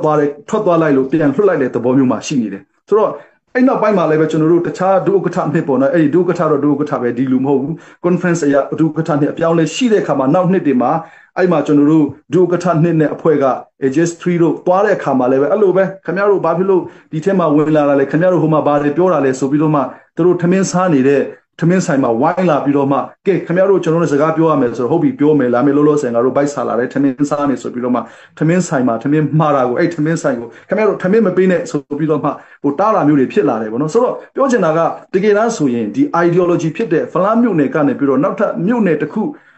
recoda မြို့နယ်လားစသဖြင့်လောက်ရမယ်ကိစ္စကကျွန်တော်တို့ကန့်ကွက်လို့လည်းမရပါဘူးသူရှိနေတယ်ဆိုရင်သူရဲ့ဥပဒေတိုင်းကျွန်တော်သွားမှာပါဒါပေမဲ့အခုချိန်မှာမေရကျွန်တော်တို့မှာဘယ်လိုပြောမလဲနှီးညားရမယ်ဥပဒေအရာဆိုပြီးတော့မြင်ရရမယ်ဥပဒေမထွက်သေးတဲ့အနေအထားမျိုးမှာကျွန်တော်တို့ကလက်ရှိမှာတော့ငိမ့်ချမ်းစွာနဲ့အတူရှင်တွဲနေထိုင်ဖို့စူးစမ်းနေတဲ့အချိန်မှာဘလို့မှအတူရှင်တွဲနေထိုင်လို့မရအောင်တွန်းအောင်အထူးသဖြင့်လက်နဲ့အားကိုးပြီးတော့ကျွန်တော်တို့ကိုအမျိုးမျိုးလှုပ်လာတဲ့ခါကျတော့ကျွန်တော်တို့မှာဘလို့မှတီးခံလို့မရဖြစ်လာပါတယ်ပြီးတော့အခုနောက်ဆုံးကျွန်တော်တို့ဖြစ်ခဲ့တဲ့အဖြစ်ပြတ်မှာဆိုလို့ရှိရင်လေကျွန်တော်တို့ဒီအဲ့ဒီ recoda အထက်မှာကျွန်တော်တို့ဟိုးစကားစားတွေခုနပြောတယ်ဗောနော်ဒီတောင်ပေါ်မှာသူတို့ရှိနေတဲ့ခါလာဂရေကကျွန်တော်တို့အဲ့မှာပညာရေးတွေက run ဖို့လိုတဲ့ခါကျတော့ကျွန်တော်တို့ဖလန်းမြို့နယ်ရဲ့ပညာရေးဌာနအောက်ကနေပြီးတော့ run ထားတဲ့ပညာရေးတွေရှိပါတယ်အကြောင်းတွေရှိပါတယ်လှည့်ဝက်ပြီးတော့ run ရတာဗောနော်ဆိုတော့အဲ့ဒီနောက်ပိုင်းမှာအဲ့ဒီ recoda ကိုလည်းခုနကျွန်တော်တို့ရဲ့သဘောတူညီချက်အရတိုက်ချင်တဲ့ချိန်တိုက်တဲ့သဘောမျိုးဖြစ်တဲ့ခါကျတော့ကျွန်တော်တို့ကိုလည်းဘာမှမပြောလိုက်ပဲနဲ့ recoda ကိုကျွန်တော်တို့ဒီ CNA ရဲ့ကူငင်းနဲ့တင်လိုက်တယ်တင်ပြီးတော့မှအဲ့ဒီတော့ကလည်းငါတို့တိတ်လို့ရှိရင်အုပ်ချုပ်ရေးကငါတို့မရမ်းပါဘူးဆိုတဲ့ဟာကစင်အေကခဏတော့ပြောတယ်ဒါပေမဲ့စင်အေဥဆောင်မှုနဲ့သူတို့ run လိုက်တဲ့ခါကျတော့အဲ့မှာအုပ်ချုပ်ရေး run တယ်အဲ့ဒီအထိကျွန်တော်တို့ဘာမှမပြောသေးဘူးဘာဖြစ်လို့လဲဆိုတော့ကျွန်တော်တို့ကငင်းချမ်းစွာ tuition တွင်းနေထိုင်မယ်သူတို့လည်း run မယ်ကျွန်တော်တို့လည်း run မယ်သူတို့နဲ့ထောက်ခံတဲ့လူကသူတို့နဲ့သွားမယ်ကျွန်တော်တို့နဲ့ထောက်ခံတဲ့လူကျွန်တော်တို့သွားမယ်ဆိုတော့ပုံစံမျိုးထိကျွန်တော်တို့စဉ်းစားတယ်ဆိုတော့သူတို့ရဲ့ run ထားတဲ့သူတို့ရဲ့department တွေအဆောက်အုံတွေဘာညာကျွန်တော်မကန့်ကွက်ဘူးကျွန်တော်တို့လည်းကျွန်တော်တို့ကိုထောက်ခံတဲ့ကျွန်တော်တို့နဲ့အားပေးတဲ့ကျွန်တော်တို့ရဲ့ supporter တွေနဲ့ကျွန်တော်တို့ဆက်ပြီးတော့သွားနေတယ်ပညာရေးလည်းအဲ့တိုင်းပဲထုံနည်းလည်းကောင်းပဲဆက်သွားနေတယ်ဒါပေမဲ့နောက်ပိုင်းကျတော့ကျွန်တော်တို့ပညာရေးဌာနရဲ့အောက်မှာရှိတဲ့ကျောင်းတွေကိုတောင်မှခင်ဗျားတို့ကျွန်တော်တို့စီမံမချိတ်ဘူးဆိုရင်ကျွန်တော်တို့စီမံ register မလုပ်ဘူးဆိုရင်ခင်ဗျားတို့သွားဖလားမျိုးထဲသွားဒီမှာလဲမနေနဲ့ဆိုတဲ့ပုံစံကဒီဖြစ်လာတဲ့ခါကျတော့အဲ့မှာရှိတဲ့ပြည်သူတွေကကျွန်တော်တို့ကိုဘယ်လိုလုပ်မလဲကျွန်တော်တို့မှာဒါခွဲထွက်ရေးကျွန်တော်တို့ကတော့အလိုမရှိဘူးဖလားမျိုးနေထဲမှာစီစီလုံးလုံးနေချင်တယ်ဒါပေမဲ့ခွဲထွက်ခြင်းတဲ့သူတွေကဒါလက်နဲ့နဲ့ကျွန်တော်တို့ကိုထိန်းထောက်လာပြီးလက်နဲ့နဲ့ကျွန်တော်တို့ကိုပြောလာပြီးဆိုတော့ကျွန်တော်တို့ဘာလုပ်ရမလဲမသိတော့ဘူးခင်ဗျားတို့ကျွန်တော်တို့ကိုပေါ့နော်ဘယ်လိုလုပ်ရမလဲဆိုတာလမ်းညွှန်ပါအောင်လို့ပြောလာတဲ့ခါကျတော့ကျွန်တော်တို့စာတွေပို့တယ်ဘာမှထူးမလာဘူးထူးမလာတော့ကဲဟုတ်ပြီကျွန်တော်တို့လာကြည့်ပါမယ်ဆိုတော့ HPO ကိုကျွန်တော်ခင်ဗျားတို့နဲ့ကျွန်တော်ပေါ့နော်ဆွေးနွေးမယ်ပေါ့နော်ဘာဖြစ်လို့ဆိုတော့ ဘာဖြစ်ကျွန်တော်တို့ဖလားမျိုးနယ်ထဲမှာဒီလူတွေဖြစ်လာတဲ့အခါကျတော့မကောင်းတော့ဘူးဆိုတော့စပွဲဝိုင်းမှာထိုင်ပြီးတော့ဒီကိစ္စကိုကောင်းကောင်းဆွေးနွေးမှဖြစ်တော့မယ်ကျွန်တော်တို့အစင်တစ်ဆက်လက်ခံထားတဲ့သဘောတူညီထားတဲ့အချက်တွေကိုတစ်ခုပြီးတစ်ခုချိုးဖောက်ပြီးတော့လှုပ်ချင်ရလှုပ်နေပြီးတော့မှအဲ့မှာပြည်သူတွေမနေရဲအောင်ကျွန်တော်တို့ supporter တွေအစင်မပြေအောင်ကုန်လုံးလုပ်နေတာတွေကနောက်ပိုင်းကျတော့ဘလို့မှအစင်မပြေတော့တဲ့ခါကျတော့ကျွန်တော်တို့ agreement တိချာချာလေးလုပ်မှပဲအစင်ပြေတော့မယ်သူ claim လုပ်ထားတယ်လို့ရုပ်တရက်ပြီးလိုက်လို့လည်းအစင်မပြေဘူးဒါပေမဲ့သူတို့ကိုနှင်ထုတ်ပလိုက်ဖို့လဲသူတို့လည်းဒီနေကလူတွေဖြစ်နေတယ်ဆိုတော့ဘာပဲပြော audition တွင်းနေထိုင်ဖို့အတွက်ကျွန်တော်စကားပြောဖို့လိုတယ်ဆိုပြီးတော့ကျွန်တော်တို့စာပို့ပါတယ်ဒါပေမဲ့ကျွန်တော်မအားသေးဘူးပေါ့အခုခင်ဗျားတို့မအားသေးဘူးဆိုရင်အားရထိကျွန်တော်စောင့်မယ်ဆိုတော့ခင်ဗျားတို့အားတိုင်းနဲ့တွေ့လို့ရအောင်အဲ့ဒီနည်းနဲ့မှာရွာတွေရှိတယ်ကျွန်တော်တို့ကိုထောက်ခံထားတဲ့ရွာတွေရှိတယ်အထူးသဖြင့်ဖလားမျိုးတင်ထားလို့ဂုံပြုတ်ပေးမယ်ရွာရှိတယ်ဆိုတော့အဲ့မှာကျွန်တော်တို့သွားပြီးတော့မှဒါဂုံပြုတ်ရင်းနဲ့ကြီးစိုးတော်ချီးမွမ်းတဲ့လေကိစ္စလေးကျွန်တော်တို့သွားမယ်ဆိုပြီးတော့မှကျွန်တော်တို့သွားတဲ့လမ်းမှာသူတို့ဂိတ်ကနေပြီးတော့မှဒါကာထားတယ်ပေါ့ခင်ဗျားတို့သွားလို့မရဘူးပေါ့ဘာဖြစ်လို့ဆိုတော့မေးတော့ဥက္ကဋ္ဌအမိတ်ပေါ့ဆိုတော့ဥက္ကဋ္ဌတွေကိုကျွန်တော်ဆက်တယ်စကားပြောရင်းနဲ့ဘာဖြစ်တယ်ငါဖြစ်တယ်နဲ့နောက်ဆုံးကြတော့ဒါ HMB ဆိုပြီးတော့ဖုန်းကပိတ်လိုက်တယ် switch off လုပ်လိုက်တယ်ဥက္ကဋ္ဌဘလို့မှစကားပြောလို့မရတော့ဘူးမြေပြင်ကလူတွေစကားပြောတဲ့ခါကျတော့ကျွန်တော်တို့ကဥက္ကဋ္ဌရဲ့အမိန့်ဖြစ်နေတော့ဥက္ကဋ္ဌရဲ့အမိန့်မပါဘဲနဲ့ပြေးဖြတ်လို့မရဘူးဆိုတော့ပုံစံမျိုးတွေကတည်ဖြစ်လာတယ်အဲ့မှာစူကြအော်ကြနဲ့ခုနပြောသလိုပေါ့နော်ကျွန်တော်တို့ကားတွေကိုခွဲတာကားမှန်တွေခွဲတာထိုးတာတွေကစဖြစ်လာတယ်အဲ့မှာကျွန်တော်တို့ကလည်းဘာပဲပြောဒီအခြေအနေမျိုးကြီးမှာဒီလိုမျိုးအတင်းတိုးမယ်ဆိုလို့ရှိရင်ပြစ်ဖို့ခတ်ဖို့တွေဖြစ်လာမယ်ဆိုတော့အခါကျွန်တော်စဉ်းစားတဲ့အခါကျတော့အဲ့ဒီနေ့ညတော့အေးဆေးကျွန်တော်ပြန်သွားတယ်ပေါ့နော်ဒါပေမဲ့အခုလက်ရှိအချိန်ထိကျွန်တော်တို့ရဲ့ဖလားမျိုးနယ်ထဲမှာလွတ်လပ်စွာသွားလာခွင့်ကျွန်တော်တို့ရဲ့ပြည်သူတွေလည်းလွတ်လပ်စွာရွေးချယ်ခွင့်မရှိဖြစ်နေတယ်နေစီချတတ်မှလိုက်ပြီးတော့အဲ့ဒီစီထဲမှာနေတဲ့သူတွေကတော့ရွေးချယ်ခွင့်မရှိဘူးသူတို့ကိုပဲဘယ်လိုပြောမလဲသူတို့နောက်ပဲလိုက်ရမယ်ပေါ့နော်သူတို့နောက်မလိုက်ရင်ပညာရေးလည်းလာမရမ်းနဲ့ဘာမှလည်းလာမလုံးနဲ့အုပ်ချုပ်လည်းလာမအုပ်ချုပ်နဲ့ခင်ဗျားတို့ထွက်သွားဆိုတဲ့ပုံစံမျိုးနဲ့အဲ့ဒါဟောကူလဲ ideology မဟုတ်ပဲနဲ့သူ့ရဲ့တက်နဲ့သူ့ရဲ့လက်နဲ့အဲ့ဒါကာထားတယ်ဆိုတော့ကျွန်တော်တို့အနေနဲ့အဲ့ဒီကိစ္စကအဲ့လိုမျိုးတက်ကိုအားကိုးပြီးတော့မှကျွန်တော်တို့ရဲ့နိုင်ငံရေးကိစ္စကိုတက်နဲ့ဖြေရှင်းလာတဲ့ခါကျတော့ကျွန်တော်တို့မှလည်းနိုင်ငံရေးနည်းနဲ့ဖြေရှင်းဖို့တာအခက်အခဲဖြစ်လာတယ်ဆိုတော့နောက်ဆုံးမှကျွန်တော်တို့မှလည်းပဲလိုအပ်တဲ့အစည်းအဝေးပြင်ဆင်မှုတွေလုပ်ထားရတဲ့သဘောမျိုးမှာရှိနေပါတယ်ခင်ဗျာဟုတ်ကဲ့ကျွန်တော်ပြောတာလည်းနည်းနည်းများပါ VP1 ကိုနောက်ဆုံးအနေနဲ့ကျွန်တော်ခေါ်ချင်ပါတယ်အချိန်လဲလင့်လာပြီဆိုတော့လေVP1 ကျေးဇူးတင်ပါတယ်ဆိုတော့ကျွန်တော်တို့ဒီဖလားမြို့နယ်အတွင်းကျွန်တော်တည်တယ်လို့ဆိုရင်ပြည်သူတွေကတော်တော်လေးကိုတော့ဘယ်လိုပြောမလဲဒေါသထွက်နေကြတယ်ပေါ့နော် line တွေမှာလည်းတွေ့ရတယ်ပြီးတော့မှအဲ့လိုမျိုးအချင်းချင်းပြောတွေနဲ့ကြားထဲမှာဆိုရင်လည်းဘာလဲဆိုတော့ပွေတဲ့ရာကဒီနောက်ဆုံးမှလည်းပြောထားတာရှိတယ်နောက်ပြီးတော့မှအရင်ကတည်းကပေါ့နော် CNO CNDF ကိုline တွေမှာ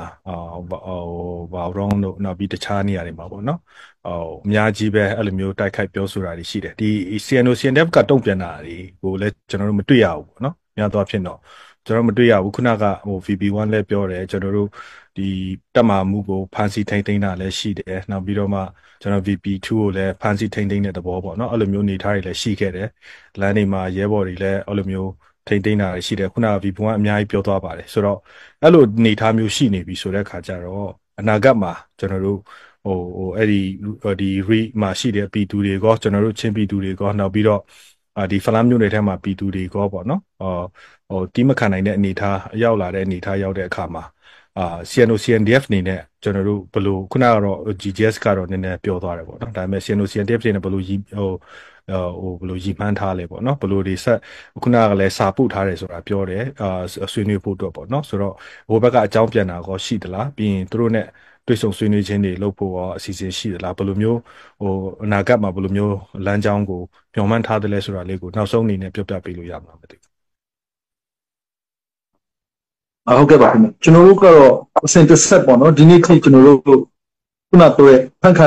list တွေထဲမှာအများကြီးပါသေးတယ်ဒါကျွန်တော်တို့ရဲ့ဘယ်လောက်ထိ serious ဖြစ်တယ်လဲဆိုတဲ့ဟာကိုသိစေချင်လို့ကျွန်တော်တို့ရဲ့ဒါဂျိုကထနဲ့အထိနှုတ်ကထနှစ်တောင်မှတခါတည်းမဟုတ်ဘူးဂျိုကထနဲ့အပြောင်းလဲရှိတဲ့ခါမှာအဲ့တယောက်ထိပါလာတဲ့အကြောင်းကိုကျွန်တော်ပြောတာပါရဲဘော်တွေထဲမှာလည်းအများကြီးရှိပါတယ်ပြီးတော့မှရဲဘော်ချင်းပြဿနာဖြစ်တာတော့ကျွန်တော်တို့လည်းပေါ့ထားလိုက်ပါတော့ဗောကျွန်တော်မပြောဖြစ်တဲ့ကျွန်တော်ရဲဘော်နဲ့သူတို့ရဲဘော်ချင်းကြားထဲမှာဖြစ်တဲ့ကိစ္စတွေမှာရှိပါတယ်ဒါပေမဲ့ခုကရဲဘော်ချင်းဖြစ်တဲ့ပြဿနာတွေမဟုတ်ဘဲနဲ့ခုနောက်ဆုံးဆိုလို့ရှိရင်ကျွန်တော်တို့ရဲ့တရားသူကြီးကိုတောင်မှဘာပြစ်မှုမှမလုပ်ထားဘဲနဲ့ဘာပြဿနာမှမလုပ်ထားဘဲနဲ့ဒါပေါ့ကျွန်တော်တို့ရဲ့တရားသူကြီးဖြစ်လို့ ဖန်စီထိန်ထိန်ချခဲ့ပါတယ်2 နာရီကြာပေါ့နော်ဒီကြားထဲမှာလဲဟိုထောင်ထဲမှာအကျဉ်းထဲမှာဟိုပေါ့မိနစ်ပိုင်းလောက်ထားခဲ့ပါတယ်ဆိုတော့ကျွန်တော်တရားသူကြီးကဘာပြစ်မှုမှလည်းမကျူးလွန်ထားပါဘူးဘာမှလည်းမလုပ်ထားဘူးဒါပေမဲ့ကျွန်တော်တို့ရဲ့တရားသူကြီးဖြစ်လို့ကိုဖမ်းတာမျိုးရှိတယ်ဆိုတော့အဲ့လိုမျိုးပေါ့နော်သူတို့ဟိုနေကိုစီးတတ်မှတ်လိုက်ပြီးတော့မှလားမင်းတို့မဝင်ရဘူးမလာရဘူးငါတို့မပြောဘဲနဲ့ငါတို့ခွင့်ပြုချက်မရှိဘဲနဲ့ဆိုတဲ့ပုံစံမျိုးနေမျိုးကိုခွဲထွက်လိုက်တဲ့ဟိုပေါ့နော်ဖြဲလိုက်တဲ့ပုံစံမျိုးဖြစ်လာတော့ကျွန်တော်တို့ကအဆင်မပြေဘူးခုနကျွန်တော်ပြောခဲ့သလိုပဲကျွန်တော်တို့နားလေတယ်သူတို့ကဟိုပေါ့နော် new administration area ကိုလိုချင်တယ်ဒါပေမဲ့ new administration area ရဖို့အတွက်ဆိုလို့ရှိရင်ကျွန်တော်တို့ကမြို့နယ်စုနာမည်နဲ့တော့မသွားနိုင်ဘူးเนาะအဲ့ဒီနယ်ကဒီမြို့နယ်စုရဲ့နေမီဖြစ်တယ်ဆိုတဲ့ပုံစံမျိုးနဲ့မသွားနဲ့ကျွန်တော်တို့ recorder မြို့နယ်ထားမလားဒါမှမဟုတ်ရှင်ဘယ်လိုလောက်မလဲကျွန်တော်စဉ်းစားကြမယ်အဲ့ဒါလည်းပဲဥပဒေကောင်းကောင်းထွက်လာတဲ့အချိန်မှာထွက်လာတဲ့ဥပဒေနဲ့အညီကျွန်တော်တို့လုပ်ကြမယ်တော့လောဆယ်တော့ခင်ဗျားတို့လည်းအဆင်ပြေအောင်နေကျွန်တော်လည်းအဆင်ပြေအောင်နေလို့ပြောတာမှကိုဟိုကျွန်တော်တို့ဒီကြားထဲမှာပေါ့နော်လူမှုရေးပြဿနာအဆင်မပြေလားလူမှုရေးနဲ့ဖြေရှင်းလို့ရတယ်နိုင်ငံရေးပြဿနာအဆင်မပြေတာနိုင်ငံရေးနည်းနဲ့ဖြေရှင်းလို့ရတယ်ဒါပေမဲ့အခုဟာကတက်နဲ့တားပြီးတော့မှမင်းတို့ဒီနေရာကနေ